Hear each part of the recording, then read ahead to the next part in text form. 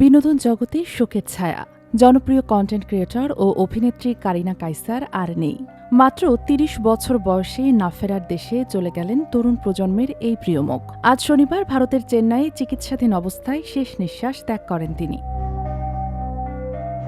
কিছুদিন ধরেই লিভারের জটিলতায় ভুগছিলেন কারিনা। প্রথমে জ্বর, তারপর শরীরের সংক্রমণ, একই সঙ্গে হেপাটাইটিস এ এবং ই জনিত জটিলতায় লিভার ফেইলিওর দেখা দেয়। ঢাকার একটি বেসরকারি হাসপাতালে লাইফ সাপোর্টে রাখার পর উন্নত চিকিৎসার জন্য এয়ার অ্যাম্বুলেন্সে চেন্নাইয়ের সিএমসি হাসপাতালে নেওয়া হয়। লিভার ট্রান্সপ্লান্টের প্রস্তুতি চলছিল, কিন্তু শেষ পর্যন্ত চিকিৎসকদের সব প্রচেষ্টা ব্যর্থ হয়। তার বাবা জাতীয় ফুটবল দলের সাবেক খেলোয়াড় কায়সার হামিদ জানান, শেষ পর্যন্ত ওকে বাঁচানো গেল না।